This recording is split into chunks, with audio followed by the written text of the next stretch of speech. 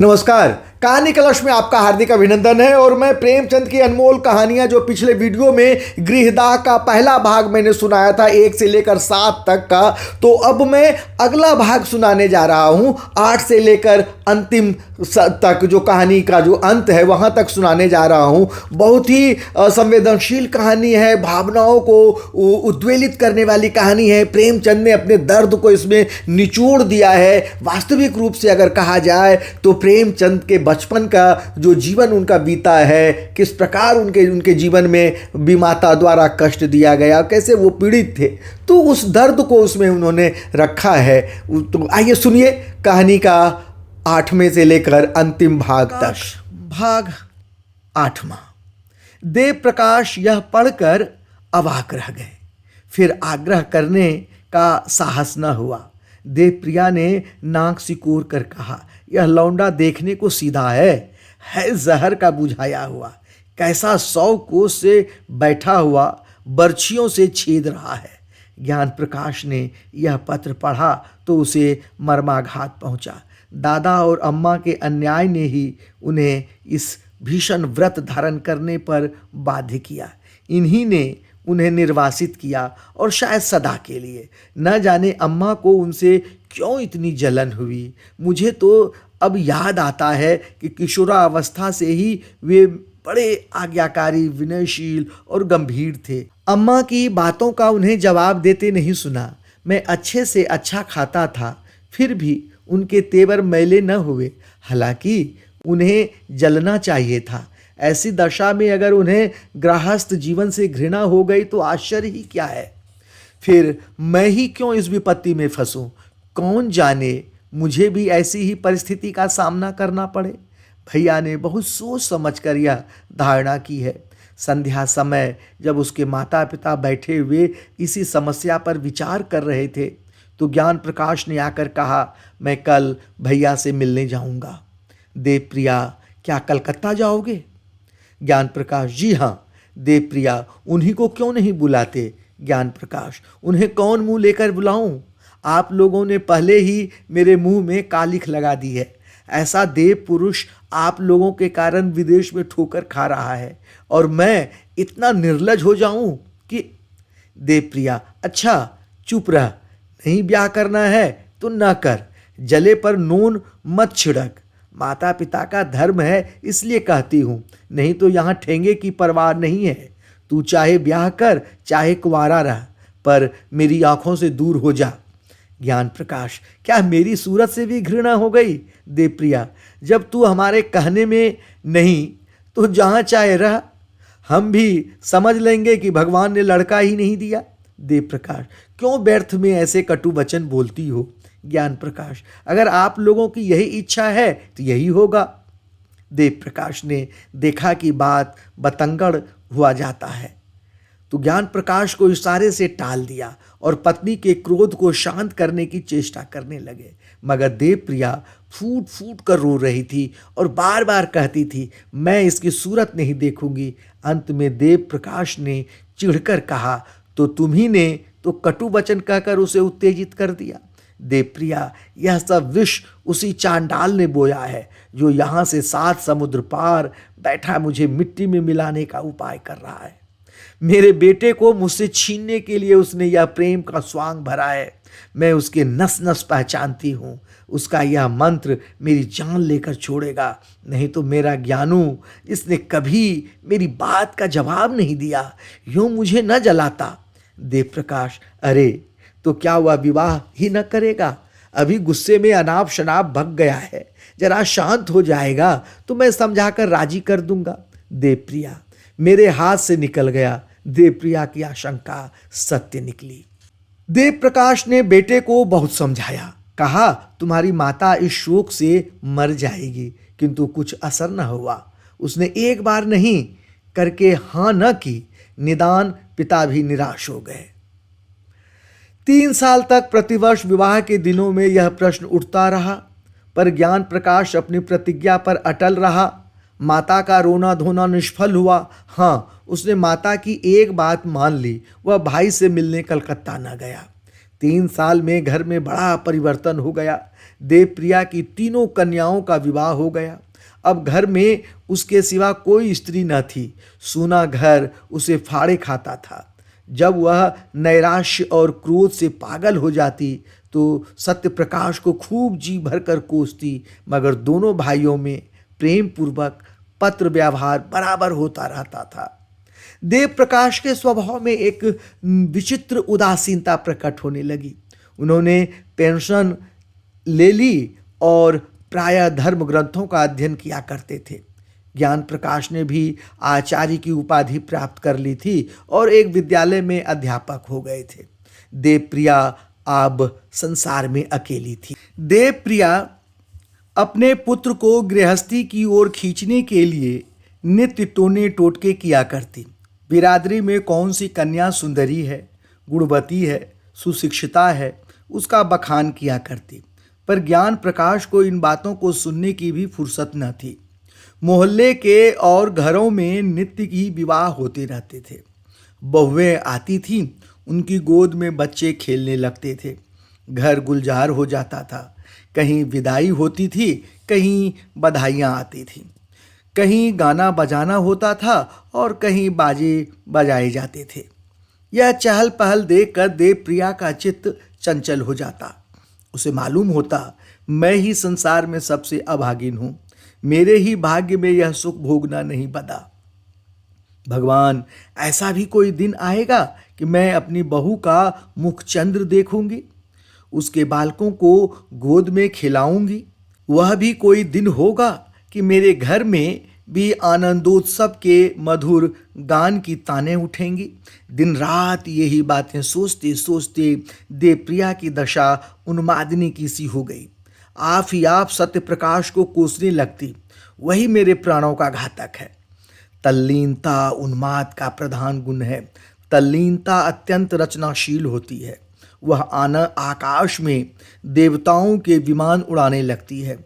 अगर भोजन में नमक तेज हो गया तो यह शत्रु ने कोई रोड़ा रख दिया होगा। देवप्रिया को अब कभी कभी धोखा हो जाता कि सत्य प्रकाश घर में गया है, वह मुझे मारना चाहता है। सत्य प्रकाश मारना चाहता है, ज्ञान प्रकाश को विष खिलाए देता है। एक दिन उसने सत्य प्रकाश के नाम एक पत्र लिखा और उसे जितना कोसते बना उतना कोसा। तू मेरे प्राणों का बैरी है, मेरे कुल का घातक है, हत्यारा है। वह कौन दिन आएगा कि तेरी मिट्टी उठेगी। तूने मेरे लड़के का वशीकरण मंत्र चला दिया है। दूसरे दिन फिर ऐसा ही एक पत्र लिखा, यहाँ तक कि यह उसका नित्य का कर्म हो गया। जब तक एक चिट्ठी में सत्य प्रकाश को गालियां न दे लेती उसे चैन ही न आता था। इन पत्रों को वह कहारिन के हाथ डाकघर भिजवा दिया करते।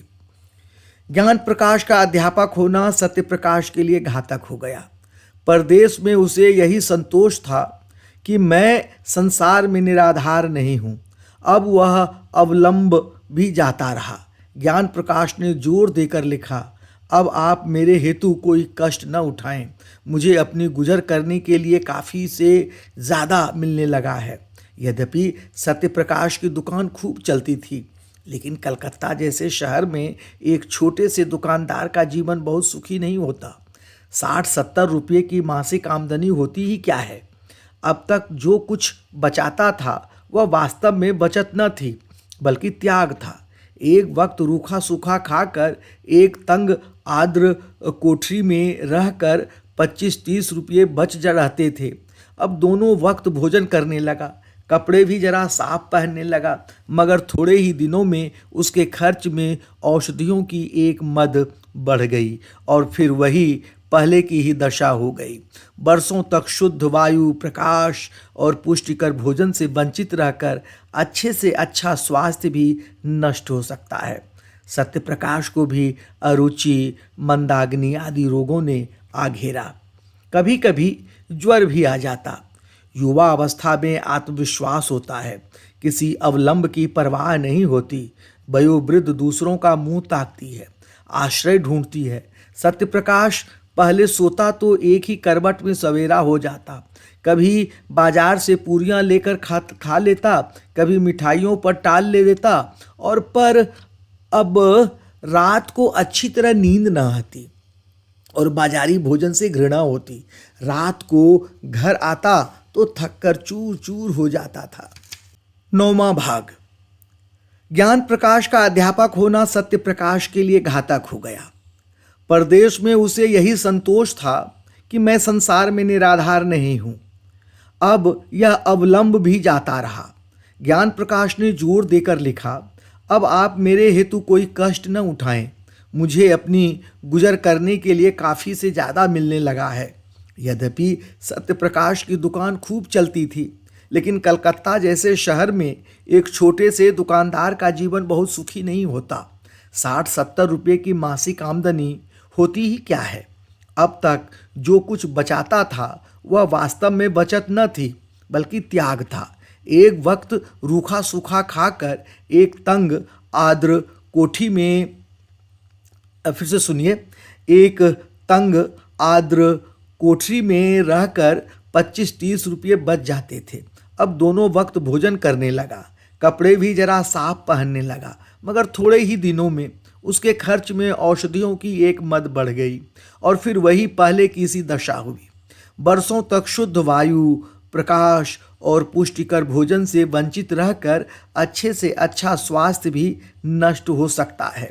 सत्य प्रकाश को भी अरुचि, मंदाग्नि आदि रोगों ने आ घेरा। कभी कभी ज्वर भी आ जाता। युवा अवस्था में आत्मविश्वास होता है, कभी किसी अवलंब की परवाह नहीं होती। वयोवृद्धि दूसरों का मुंह ताकती है, आश्रय ढूंढती है। सत्य प्रकाश पहले सोता था तो एक ही करवट में सवेरा हो जाता। कभी बाजार से पूरियां लेकर खा लेता, कभी मिठाइयों पर टाल देता, पर अब रात को अच्छी तरह नींद न आती और बाजारी भोजन से घृणा होती। रात को घर आता तो थक कर चूर चूर हो जाता था। उस वक्त चूल्हा जलाना, भोजन पकाना बहुत अखरता। कभी कभी वह अपने अकेलेपन पर रोता। रात को जब किसी तरह नींद न आती तो उसका मन किसी से बातें करने को लालायित होने लगता, पर वहाँ निशांधकार के सिवा और कौन था। दीवालों के कान चाहे हों, मुंह नहीं होता। इधर ज्ञान प्रकाश के पत्र भी अब कम आते थे और वे भी रूखे। उनमें अब हृदय के सरल उद्गारों का लेश भी न होता। सत्य प्रकाश अब भी वैसे ही भावमय पत्र लिखता था, पर एक अध्यापक के लिए भावुकता कब शोभा देती है। स्नेह स्नेह सत्य प्रकाश को भ्रम होने लगा कि ज्ञान प्रकाश भी मुझसे निष्ठुरता करने लगा। नहीं तो क्या मेरे पास 2-4 दिन के लिए आना असंभव था। मेरे लिए तो घर का द्वार बंद है, पर उसे कौन सी बाधा है। उस गरीब को क्या मालूम कि यहाँ ज्ञान प्रकाश ने माता से कलकत्ता न जाने की कसम खा ली है। इस भ्रम ने उसे और भी हताश कर दिया। शहरों में मनुष्य बहुत होते हैं, पर मनुष्यता बिरले ही मिलते हैं। सत्य प्रकाश उस बहुसंख्यक स्थान में भी अकेला था। उसके मन में अब एक नई आशंका या आकांक्षा अंकुरित हुई। क्यों न घर लौट चलूं, किसी संगनी के प्रेम में क्यों न शरण लूं। वह सुख और शांति कहाँ मिल सकती है। मेरे जीवन के निशांधकार को और कौन ज्योति आलोकित कर सकती है। वह इस आवेश को अपनी संपूर्ण विचार शक्ति से रोकता। जिस भांति किसी बालक को घर में रखी हुई मिठाइयों की याद बार बार खेल से घर खींच लाती है, और उसी तरह उसका चित्त भी बार बार उन्हीं मधुर चिंताओं में मग्न हो जाता। वह सोचता, मुझे विधाता ने सभी सुखों से वंचित रखा है, नहीं तो मेरी दशा ऐसी हीन क्यों होती। मुझे ईश्वर ने बुद्धि न दी थी क्या मैं श्रम से जी चुराता था। अगर बालपन में ही मेरे उत्साह और अभिरुचि पर तुषार न पड़ गया होता, मेरी बुद्धि शक्तियों का गला न घोट दिया गया होता, तो मैं आज आदमी होता, पेट पालने के लिए इस विदेश में न पड़ा रहता। मैं अपने ऊपर यह अत्याचार न करूँगा। भाग 10। महीनों तक सत्यप्रकाश के मन और बुद्धि में यह संग्राम होता रहा। एक दिन वह दुकान से आकर चूल्हा जलाने जा रहा था कि डाकिये ने पुकारा। ज्ञान प्रकाश के सिवा उसके पास और किसी के पत्र न आते थे। आज ही उसका पत्र आ चुका था। यह दूसरा पत्र क्यों? किसी अनिष्ट की आशंका हुई। पत्र लेकर पढ़ने लगा। एक क्षण में पत्र उसके हाथ से छूटकर गिर पड़ा और वह सिर थाम कर बैठ गया कि जमीन पर न गिर पड़े। यह देवप्रिया की विषयुक्त लेखनी से निकला हुआ जहर का प्याला था, जिसने एक पल में उसे संज्ञाहीन कर दिया था। उसकी सारी मर्मांतक व्यथा, क्रोध, नैराश्य, कृतघ्नता, ग्लानि केवल एक ठंडी सांस में समाप्त हो गई। वह जाकर चारपाई पर लेट गया। मानसिक व्यथा आंख से पानी हो गई। हाँ, सारा जीवन नष्ट हो गया। मैं ज्ञान प्रकाश का शत्रु हूँ। मैं इतने दिनों से केवल उसके जीवन को मिट्टी में मिलाने के लिए ही प्रेम का स्वांग भर रहा हूँ। भगवान, इसके लिए तुम ही साक्षी हो। दूसरे दिन फिर देवप्रिया का पत्र पहुंचा। सत्यप्रकाश उसे लेकर फाड़ डाला। पढ़ने की हिम्मत न पड़ी। एक ही दिन पीछे तीसरा पत्र पहुंचा। उसका भी वही अंत हुआ। फिर वह एक नित्य का क्रम हो गया। पत्र आता और फाड़ दिया जाता, किंतु देवप्रिया का अभिप्राय बिना पढ़े ही पूरा हो जाता था। सत्यप्रकाश के मर्म स्थान पर एक चोट और पड़ जाती। 1 महीने की भीषण हार्दिक वेदना के बाद सत्यप्रकाश को जीवन से घृणा हो गई। उसने दुकान बंद कर दी, बाहर आना जाना छोड़ दिया, सारे दिन खाट पर पड़ा रहता। वे दिन याद आते जब माता पुचकार कर गोद में बिठा लेती और कहती, बेटा। पिता भी संध्या समय दफ्तर से आकर गोद में उठा लेते और कहते, भैया। माता की सजीव मूर्ति उसके सामने आ खड़ी होती। ठीक वैसी ही जब वह गंगा स्नान करने गई थी, उसकी प्यार भरी बातें कानों में आने लगती। फिर वह दृश्य सामने आ जाता जब उसने नववधू माता को अम्मा कहकर पुकारा था। तब उसके कठोर शब्द याद आ जाते। उसके क्रोध से भरे हुए विकराल नेत्र आंखों के सामने आ जाते। उसे अब अपना सिसक सिसक कर रोना याद आ जाता। फिर सौर गृह का दृश्य सामने आता। उसने कितने प्रेम से बच्चे को गोद में लेना चाहा था। तब माता के वज्र के से शब्द कानों में गूंजने लगते। हाय, उसी वज्र ने मेरा सर्वनाश कर दिया। फिर ऐसी कितनी ही घटनाएं याद आती। अब बिना किसी अपराध के माँ डांट बताती। पिता का निर्दय निष्ठुर व्यवहार याद आने लगता। उनका बात बात पर त्योरियां बदलना, माता के मिथ्यावादों पर विश्वास करना। हाय, मेरा सारा जीवन नष्ट हो गया। तब वह करवट बदल लेता और फिर वही दृश्य आंखों में फिरने लगते। वह फिर करवट बदलता और चिल्ला कर कहता, इस जीवन का अंत क्यों नहीं हो जाता। इस भांति पड़े पड़े उसे कई दिन हो गए। संध्या हो गई। सहसा उसे द्वार पर किसी के पुकारने की आवाज़ पड़ी। उसने कान लगाकर सुना और चौंक पड़ा। किसी परिचित मनुष्य की आवाज़ थी। दौड़ा हुआ द्वार पर आया तो देखा ज्ञान प्रकाश खड़ा है। कितना रूपवान पुरुष था। वह उसके गले से लिपट गया। ज्ञान प्रकाश ने उसके पैरों को स्पर्श किया। दोनों भाई घर में आए। अंधकार छाया हुआ था। घर की यह दशा देखकर ज्ञान प्रकाश, जो अब तक अपने कंठ के आवेग को रोके हुए था, रो पड़ा। सत्यप्रकाश ने लालटेन जलाई। घर क्या था? भूत का डेरा। सत्यप्रकाश ने जल्दी से एक कुर्ता गले में डाल लिया। ज्ञान प्रकाश भाई का जर्जर शरीर, पीला मुख, बुझी हुई आंखें देखता था और रोता था। सत्यप्रकाश ने कहा, मैं आजकल बीमार हूं। ज्ञान प्रकाश, वह तो देख ही रहा हूं। सत्यप्रकाश, तुमने अपने आने की सूचना भी न दी। मकान का पता कैसे चला?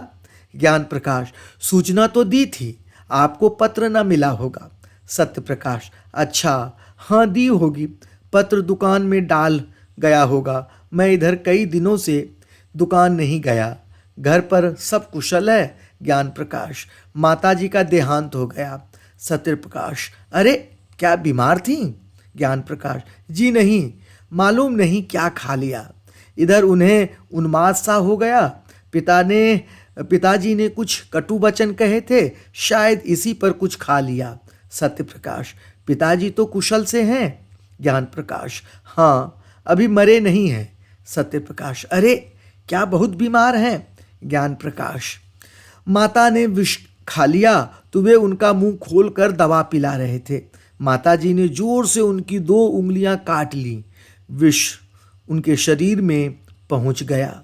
तब से सारा शरीर सूज गया है। अस्पताल में पड़े हुए हैं। किसी को देखते हैं तो काटने दौड़ते हैं। बचने की आशा नहीं है। सत्य प्रकाश, तब तो घर ही चौपट हो गया। ज्ञान प्रकाश, ऐसे घर को अब से बहुत पहले चौपट हो जाना चाहिए था। तीसरे दिन दोनों भाई प्रातःकाल कलकत्ता से विदा होकर चल दिए। कहानी समाप्त। ये कहानी आपको कैसी लगी? आशा है ज़रूर अच्छी लगी होगी। तो गर्मी की छुट्टियां बिताइए, आप सभी अब गर्मी की छुट्टियां बिताइए और कहानियां सुनिए। इस चैनल पर मैं अनेक कहानियां लेकर उपस्थित होता हूं और कई कहानियां मैंने सुनाई हैं। तो आप सुनिए, एक नई कहानी है मेरे लिए, तो एक नई कहानी है। आपने ज़रूर सुनी होगी, पढ़ी होगी, लेकिन सुनिए ज़रूर। तब तक के लिए आज्ञा चाहता हूँ। बहुत बहुत धन्यवाद।